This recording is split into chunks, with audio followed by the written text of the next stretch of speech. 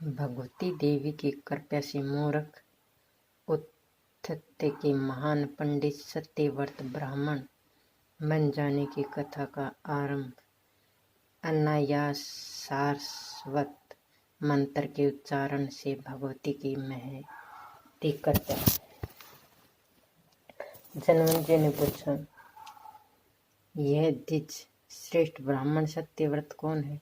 किस देश से में उसकी उत्पत्ति हुई और इसका कैसा स्वभाव है? मुझे बताने की कृपा कीजिए। उस ब्राह्मण ने कैसे यह सुना और फिर क्यों उसका धारण किया? उच्चारण करते हुए उस ब्राह्मण को कैसी सिद्धि तत्काल प्राप्त हो गई? सब कुछ जानने में समर्थ और संतप्त विराजमान रहने वाली भगवती इतने में कैसे प्रसन्न हो गई? मुनि मन को मुग्ध करने वाली यह कथा विस्तार पूर्वक करने की कृपा कीजिए। सूत जी कहते हैं, इस प्रकार राजा जनमेजय के पूछने पर सत्यवती नंदन व्यास जी परम उदार, पवित्र और मधुर वचन कहने लगे। व्यास जी ने कहा, राजन, ये पुराण संबंधी पावन कथा मैं कहता हूँ, सुनो। करो राज, बहुत पहले की बात है। मुनियों के समाज में मैंने ये कथा सुनी थी। क्रू श्रेष्ठ, एक समय की बात, मैं पवित्र तीर्थों के भ्रमण करता हुआ पुण्य भूमि नैमिषारण्य में पहुंचा। वहां बहुत से मुनि विराजमान थे। उन सभी मुनियों को प्रणाम करके उस उत्तम आश्रम में बैठ गया। कठोर व्रत का पालन करने वाले एवं जीवन मुक्त सभी ब्राह्मण ब्रह्मा जी के मानस पुत्र वहां पधारे थे। उस समय उस ब्राह्मणों के समाज में कथारंभ हो गई थी। जमदग्नि के सामने बैठकर मुनि ने इससे पूछा। जमदग्नि बोले, तपस्या में तत्पर रहने वाले महाभाग मुनियों, ब्राह्मण विष्णु, रुद्र, इंद्र, अग्नि, वरुण, कुबेर, पवन, श्रेष्ठा, स्वामी, कार्तिकेय, गणेश, सूर्य, अश्विनी कुमार, भंग, पूषा, चंद्रमा और सभी ग्रह, इन सब की विशेष रूप से किसकी उपासना करनी चाहिए? कौन देवता अभिष्ट फल प्रदान कर सकते हैं? किनकी सुखपूर्वक आराधना की जा सकती है? परंतु कौन देवता प्रसन्न हो जाते हैं? श्रेष्ठ व्रत के संलग्न रहने वाले महानुभाव मुनियों, आपसे कोई बात छिपी नहीं है, अतः शीघ्र बताने की कृपा कीजिए। इस प्रकार मुनिवर जमदग्नि के पूछने पर लोमश जी ने कहा, जमदग्नि, तुमने ये जो प्रश्न किया, इस विषय में अब मैं कहता हूँ, सुनो। सब कल्याण कामी पुरुषों को चाहिए कि वे एक महाशक्ति की उपासना करें। वे प्रकृति आधा सर्वत्र विराजमान है और सब कुछ देने वाली कल्याणमयी है। वे ही देवता तथा ब्रह्मा आदि महानुभावों की जननी है। आदि प्रकृति होने से संसार रूपी वृक्ष के मूल कारण है। स्मरण करने अथवा नाम का उच्चारण करने पर वे अवश्य मनोरथ पूर्ण कर देते हैं। उनका हृदय दया की ओर प्रोत है। उपासना करने वे तुरंत वर देने में तत्पर हो जाते हैं। मुनिवरों, एक परम पावन कथा कहता हूँ, सुनो। कैसे एक अक्षर के उच्चारण करने से ही ब्राह्मण के मोक्ष प्राप्त कर लिया। कौशल देश में देवदत्त नाम से विख्यात कोई एक ब्राह्मण रहता था। उसे संतान नहीं थी। पुत्र प्राप्ति के लिए उसने सविधि दृष्टि याग आरंभ कर दिया। तमसा नदी के तट पर जाकर उत्तम यज्ञ मंडल बनाए। यज्ञ कराने में निपुण वेद के पूर्ण ज्ञाता ब्राह्मण बुलाए गए। विधि पूर्वक वेदी बनाई गई। अग्नि की स्थापना की। यो द्विज व देवदत्त विधि पूर्वक पुत्र सृष्टि याग में संलग्न हुआ। देवदत्त ने उस यज्ञ में मुनिवर सुहोत्र को ब्रह्मा, याज्ञवल्क्य को अर्धवर्यो, बृहस्पति को होता है। पेल को प्रोस्तोता, गोभिल को उद्धाता तथा अन्य उपस्थित मुनियों को सदस्य बनाकर उन्हें विविध धन दक्षिणा दिया। सोम वेद का ज्ञान करने वाले मुनिवर गोभिल उद्धाता होकर सातों स्वरों के साथ रत्नांतर मंत्र का उच्चारण कर रहे थे। सब रित स्वर से मंत्रगान हो रहा था। बार बार सांस लेने से उच्चारण करते समय उसका स्वर भंग हो गया, परंतु देवदत्त ने कुपित होकर गोविल से कहा, मुनि तुम बड़े मूर्ख हो, मैं पुत्र प्राप्त करने के लिए कर रहा हूँ। तुमने मेरे इस सकाम यज्ञ में स्वरहीन मंत्र का उच्चारण कर दिया। यह सुनकर गोविल अत्यंत क्रोध में भर गया। उन्होंने देवदत्त से कहा, तुम्हें शब्द सुनने पर प्रचंड मूर्ख पुत्र प्राप्त होगा, साथ ही उसमें श्रेष्ठता भी भरी होगी। महामते सभी प्राणियों के शरीर में सांस आते जाते रहते, इन पर किसी का अधिकार नहीं। फिर स्वर भंग हो जाने में मेरा कुछ भी अपराध नहीं है। जो तुमने मुझसे ये कटु वचन कह डाले। महात्मा गोविल के उपयुक्त बात सुनने के पश्चात उनके श्राप से भयभीत होकर अत्यंत खेद प्रकट करते हुए देवदत्त ने मुनि से कहा, विप्रवर, आप मुझे निर्दोष पर निष्कारण क्यों कुपित हो रहे हैं? मुनि तो कभी भी क्रोध के वश में नहीं होते, वे सदा सुख प्रदान किया करते हैं। विपेंद्र, थोड़ा सा अपराध हो जाने पर आपने कैसे मुंह श्राप दे दिया, मुझे श्राप दे दिया। पहले तो मैं पुत्र के अभाव से महान दुखी था, इस पर आपने मुझे दूसरे घोर दुख में ही पचंडे में डाल दिया, क्योंकि वेद के प्रागामी विद्वान कहते हैं, मूर्ख पुत्र की अपेक्षा पुत्रहीन रहना ही उत्तम है। फिर भी मूर्ख ब्राह्मण तो सबकी दृष्टि में है ही समझता है। द्विजवर, मूर्ख ब्राह्मण सभी कर्मों में पशु अथवा शूद्र की भांति अनधिकारी माना जाता है।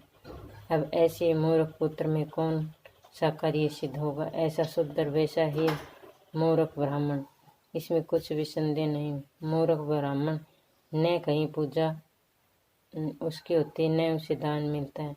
संपूर्ण कार्य में वह निध माना जाता है। देश में रहने वाले वेद शून्य मूर्ख ब्राह्मण को कर देना पड़ता है। राजा उस शूद्र के समान समझते हैं। पितृ कार्य और देव कार्य के अवसर पर फल की इच्छा रखने वाले पुरुष को चाहिए कि मूर्ख ब्राह्मण को किसी आसन पर न बैठाएं। राजा की उसे शूद्रवत जानकर सभी शुभ कार्यों में वंचित रखते हैं। ऐसे वेदहीन ब्राह्मण को खेती करने का काम सौंपते हैं। बिना ब्राह्मण के कुश के चट से श्राद्ध में कार्य संपादन कर लेना ठीक है, किंतु मूर्ख ब्राह्मण से कभी भी श्राद्ध की विधि पूर्ण न करें। मूर्ख ब्राह्मण को भोजन से अधिक अन्न नहीं देना चाहिए। उस राजा के राज्य का अधिकार है जिससे देश में मूर्ख जनता बसती है, तथा मूर्ख ब्राह्मण भी दान मान आदि से पूजित होते हैं, तथा साथ ही जहाँ आसन पूजन और दान में कचित मात्र भी भेद नहीं होता। अतः विज पुरुष को चाहिए मूर्ख और पंडित के भेद की जानकारी अवश्य रखे। जहाँ दान मान और प्रिय ग्रह से मूर्ख गौरव के पात्र माने जाते हैं, उस देश में पंडित जन को किसी प्रकार भी नहीं रहना चाहिए, क्योंकि दुर्जन व्यक्तियों की संपत्तियां दुर्जनों के उपकार का में ही वे होती हैं। जैसे फल से लदे हुए नीम के वृक्ष पर आकर को वे भले ही फल खा ले, वे फल अन्य किसी के उपयोग नहीं आते। वेदज्ञ ब्राह्मण जिनका अन्न खाकर वेद पाठ करता है, उसे पूर्वज स्वर्ग में रहकर अत्यंत आनंद के साथ क्रीड़ा करते हैं। गोविल जी, आप तो वेद के प्रकांड विद्वान हैं, फिर मुझे मूर्ख पुत्र होने की बात आपने क्यों कह दी? अरे, इस संसार में मूर्ख पुत्र का होना तो किसी मृत्यु से अधिक कष्टप्रद है। महाभाग, अब आप इस श्राप के उद्धार करने पर मुझे कृपया कीजिए। आप दिनों का उद्धार करने में समर्थ हैं। मेरा मस्तक आपके चरणों में पड़ा है। लोमश जी कहते हैं, इस प्रकार कहकर वे देवदत्त गोविल जी के पैर में पड़ गया। अत्यंत कातर होकर करुणा पूर्वक स्तुति करता रहा। उसकी आंखों से आंसू गिर रहे थे। तब गोविल जी ने उसे दीन हृदय देवदत्त की ओर दृष्टि डाली। महात्माओं का क्रोध क्षण में शांत हो जाता है। पापी जन ही ऐसे हैं जिनका क्रोध कल्पों तक भी दूर नहीं होता। जल का स्वाभाविक गुण है शीतल रहना। आग पर गर्म करने पर वे गर्म भले ही हो जाते हैं, किंतु आग का संयोग हटते हुए तुरंत ठंडा हो जाता है। गोविल जी का हृदय दया से भर गया। उन्होंने अत्यंत दुखी देवदत्त से कहा, तुम्हारा पुत्र मूर्ख होकर फिर विद्वान भी हो जाएगा, वह बिल्कुल निश्चय बात है। यो वर दे देने पर द्विजवर देवदत्त का मन प्रसन्नता से खिल उठा। यज्ञ की पूर्ण आहुति की गई। सभी उपस्थित ब्राह्मण विधि पूर्वक विदा हुए। कुछ समय व्यतीत होने पर देवदत्त की सुंदर पतिव्रता स्त्री गर्भ हो धारण किया। ब्राह्मण पत्नी का नाम रोहिणी था। वह रोहिणी के समान ही शुभ लक्षण थी। देवदत्त ने विधि के साथ गर्भधान और पुष्पवन आदि संस्कार संपन्न किया। उसका श्रृंगार कराया। वेद में कहीं हुई विधि के अनुसार सिमत्रों ने संस्कार किया। अपना मनोरथ सफल मानकर अत्यंत प्रसन्न मन से बहुत सा धन दान। शुभ ग्रह का दिन था। नक्षत्र रोहिणी था। सभी उसी शुभ मुहूर्त में उसने रोहिणी नामक भार्या ने पुत्र प्रसव किया। दिन में शुभ लगन में जन्म हुआ। इसी समय ब्राह्मण ने बालक का जातकर्म संस्कार किया। समयानुसार पुत्र को देखकर नामकरण किया। देवदत्त को पहले ही बात याद थी। उन्होंने अपने पुत्र का नाम उत्तथ्य रखा। 8वें वर्ष में शुभ योग और शुभ दिन पाकर उस ब्राह्मण देवता ने पुत्र को यज्ञोपवीत संस्कार सविधि संपन्न किया। वेदाध्ययन की विधि उपस्थित होने पर गुरुदेव उत्तथ्य को पढ़ाने लगे, किंतु उत्तथ्य ने एक शब्द भी उच्चारण नहीं किया। वह मूर्ख की भांति चुपचाप बैठा रहा। फिर पिता ने उसे बहुत ढंग से पढ़ाया, किंतु उस मूर्ख की बुद्धि ठीक रास्ते पर नहीं आई। वह मूर्ख के समान पड़ा रहा।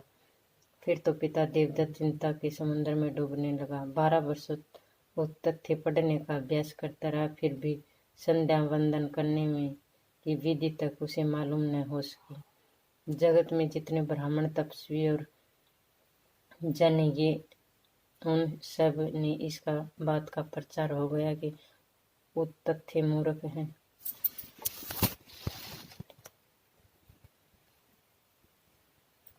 मूर्ख है।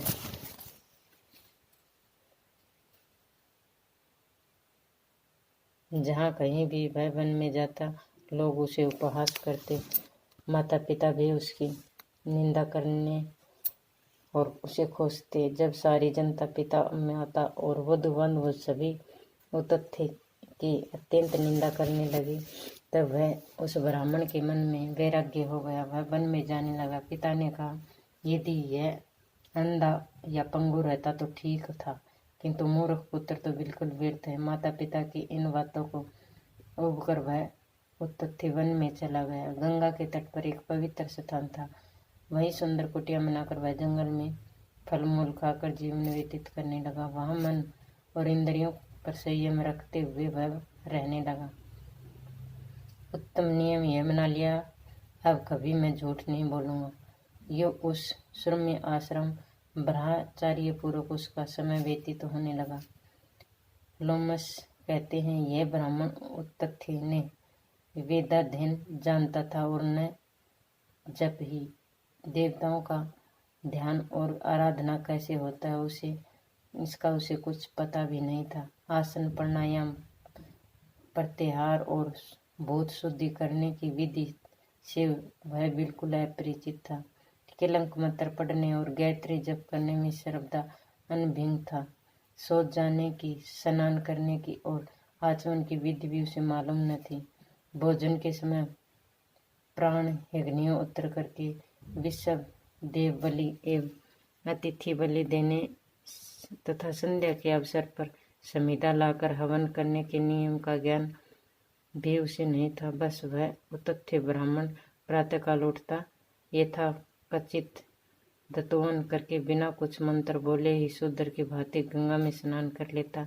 मध्यकाल में जंगल में फल ले आता और इच्छानुसार उदर की पूर्ति कर लेता।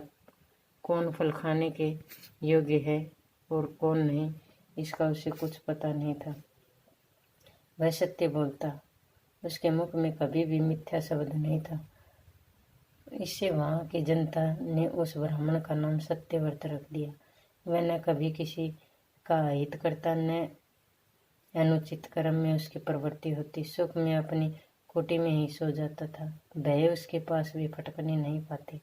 हाँ, उसके मन में यह चिंता बनी रहती, कब मेरा शरीर शांत हो जाएगा। मैं जंगल में कष्ट से जीवन व्यतीत कर रहा हूँ। मूर्ख जीवन को धिक्कार है, मर जाना निश्चित है। और फिर देर क्यों? देव ने मुझे मूर्ख बना दिया, इसमें दूसरा कोई कारण नहीं है। उत्तम ब्राह्मण कुल में जन्म पाकर भी मैं अब किसी के काम नहीं आ रहा। जैसे विद्या सुंदर सी स्त्री हो, बिना फल का वृक्ष हो, दूध न देने वाली गाय हो, वैसे ही मैं भी व्यर्थ ही रहा। मैं देव की क्या निंदा करूं? निश्चय ही मेरे ऐसे कर्म बन चुके हैं। मैंने पूर्व जन्म में पुस्तक लिखकर न तो श्रेष्ठ ब्राह्मण को दान की और न किसी को उत्तम विद्या पढ़ाई। उसी कर्म के प्रभाव से मुझे अधम ब्राह्मण को यह फल भोगना पड़ा। मैंने तीर्थ में रहकर तपस्या नहीं की, संत पुरुषों का स्वागत नहीं किया और धन देकर ब्राह्मणों की पूजा नहीं की। अतएव इस जन्म में मैं मूर्ख रह गए। यहाँ वेद और शास्त्रों के प्रागामी अनेकों मुनि कुमार हैं। इसी दुर्वेद का भाग हुआ मैं ही एक ऐसा दुर्बुद्धि निकला। मुझे तपस्या करने की विधि तो मालूम ही नहीं, फिर मैं कौन सा श्रेष्ठ साधन करूं? मेरे मन की ये कल्पना व्यर्थ है, क्योंकि मेरा भाग्य ही खोटा है। इस प्रकार दिजवर तथ्य के मन में रात दिन चिंता तरंगे उठती रहती। गंगा के तट पर पवित्र भूमि में एक छोटी सी कुटिया थी, उसी में वह समय व्यतीत करता। उतथ्य वह आश्रम बिल्कुल निर्जन वन में था। विरक्त होकर कालेप करते हुए वह चुपचाप वहीं बैठे रहते।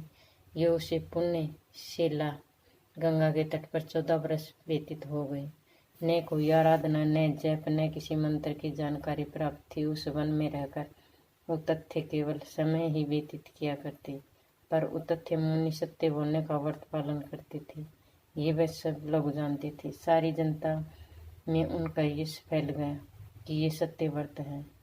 कभी भी इसके मुख से मिथ्या वाणी नहीं निकलती। एक समय की बात, एक मूर्ख जंगली आदमी शिकार खेलते हुए वहां पहुंचा। उसके हाथ में धनुष बाण था। उसे घोर वन में शिकार करते समय यमराज के समान वह भयंकर जान पड़ता था। उसकी शकल सूरत बड़ी डरावनी थी। हिंसा वर्ते से वह बड़ा ही निपुण था। उस धनुषधारी किरात के बाण से एक असुर विंध गया।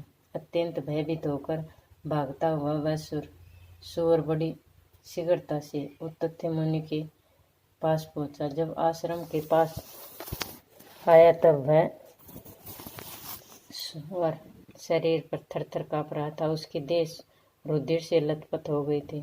दया का महान पात्र हो गया। उस दिनहीन पशु पर उतथ्य मुनि की दृष्टि पड़ी। रुधिर से भीगे शरीर भाल व सुअर मुनि के सामने ही दौड़ा जा रहा था। अभी तुरंत उसे चोट लगी थी। दया के से उतथ्य मुनि कांप उठे। फिर तो उनके मुख से सारस्वत बीज ए का उच्चारण हुआ। पहले इस मंत्र को न कभी जाना था और न ही सुना था। किसी अष्ट की प्रेरणा के मुख में आ गया। वे महात्मा उतथ्य तो नितांत अज्ञानी थे। उसे सारस्वत बीज मंत्र का क्या पता, किंतु शोक में पड़ जाने पर उसे मुख से यह उच्चारण हो गया। इधर वह सुअर आश्रम में जाकर एक सघन झाड़ी में छिप गया। वहां किसी के पूछने का मार्ग नहीं था। अब उसे मन में शांति मिली, किंतु बाण के विधा होने के कारण उसका शरीर कांप रहा था। उसके बाद तुरंत ही निषाद राज से कारकान तक बाण खींच उठते हुए धनुष हाथ में लिए उतते मुनि के पास सामने आ गया। उसका शरीर बड़ा ही भयंकर था। शिकार खेलते समय जान पड़ता था मानो समय काल ही है। उस व्याघ्र ने देखा आदित्य सत्यवादी नाम से विख्यात है। वो तथ्य मुनि कुश के आसन पर बैठे थे। उसके सामने खड़े होकर प्रणाम किया और पूछा, द्विजवर सुअर कहाँ है? मैं जानता हूँ आप प्रसिद्ध सत्यवर्ती हो। अब मैं पूछ रहा हूँ कि मेरी बाण से बिंधा हुआ वह सुअर कहाँ है? मेरा सारा परिवार भूख से झटपटा रहा है। मैं उस परिवार की सुधा शांत करने की इच्छा से ही आया हूँ। द्विजवर, ब्रह्मा ने मेरे लिए यही वर्ती बनाई है, दूसरा कोई रोजगार नहीं। मैं बिल्कुल सत्य कहता हूँ। अच्छे अथवा बुरे किसी उपाय में मैं कुटुंब का भरण पोषण करना तो अनिवार्य है। ब्राह्मण देवता आप सत्यवर्ती हैं, सच्ची बात बता दें। इस समय मेरे बाल बच्चे भूख से मर रहे हैं। बाण से मारा हुआ सुअर कहाँ है? पूछता हूँ शीघ्र कहिए। इस प्रकार उस व्याघ्र के पूछने पर महाभाग उत्तथ्य मुनि ने मन ही में भांति भांति के विचार उठने लगा। सोचा, नहीं देखा ये कहने पर कौन सा उपाय है जिसके मेरा सत्यव्रत नष्ट न हो, परंतु सत्य हो अथवा असत्य, मैं ये भी कैसे कहूँ कि बाण से बिंधा हुआ शरीर वाला सुअर इधर गया है। ये सुधा स्वर व्याघ्र तो पूछ ही रहा है, उसे देखकर ये मार ही डालेगा। ये सत्य नहीं है, इसमें हिंसा भरी है। यदि दया युक्त हो तो अमृत भी सत्य ही कहा जाता है। जिससे मनुष्य का हित होता है वही सत्य है, उसे असत्य नहीं कहा जाता। दोनों विरुद्ध पक्ष है। इस स्थिति में मेरा हित कैसे है? मैं क्या उत्तर दूं जिससे मेरी वाणी भी झूठ न हो? इस धर्म संकट में पड़कर उतथ्य सोचते रहे, परंतु किसी निर्णय तक नहीं पहुंच सके। जब उतथ्य ने बाण से छिदे हुए दया पात्र सुअर को देखा, तब उसके मुंह से अनायास ए शब्द निकल पड़ा था, ए भगवती का बाघ बीज मंत्र। उसे सुनकर भगवती प्रसन्न हो गई और उन्होंने उतथ्य को अलभ्य विद्या प्रदान कर दी। भगवती के बाघ बीज मंत्र का उच्चार हो जाने पर मुनि को संपूर्ण विद्या स्फूर्त हो गई। प्राचीन समय में जैसे वाल्मीकि जी हो चुके थे, वैसे ही उद्यत मुनि एक महान कवि बन गए। सत्य बोलने की अभिलाषा रखने वाले धर्मात्मा उद्यत थे, दयाशील तो थे ही। अब उन्होंने धनुष बाण लेकर सामने खड़े हुए व्याघ्र से एक श्लोक कहा। व्याघ्र देखने वाली जो आंखें हैं वह बोलती नहीं, और जो वाणी बोलती है उसने देखा नहीं। फिर तुम अपना कार्य साधने की धुन में लगे हुए क्यों बार बार पूछ रहे हो? मुनिवर तथ्य के यो कहने पर वह पशु व्याधि यहाँ से चला गया। सुअर के विषय में उसकी आशा नष्ट हो गई। जैसे आया वैसे ही अपने स्थान पर लौट गया। अब वे तथ्य एक दूसरे वाल्मीकि भांति प्रकांड विद्वान हो गए। सारे भूमंडल में सत्यव्रत के नाम से उसकी प्रसिद्धि हुई। तदंतर सारवस्त बीज मंत्र ए का उन्होंने विधिवत जाप किया। इस जगत में उसकी विद्वता की प्रभा चारों ओर फैल गई। ब्राह्मण लोग सभी पर्वों के अवसर पर उसका यश नियंत्र गाया करते। इस कथा को मुनिगण बहुत विस्तार से कहा करते हैं। यह समाचार सुनकर जिन पिता ने उद्धव को त्याग दिया था, वे आश्रम गए और बड़े आदर से मुनि उतथ्य को घर लौटा लाए। अतएव राजन, उस आदिशक्ति भगवती जगदम्बिका की भक्ति पूर्वक सदा उपासना करनी चाहिए।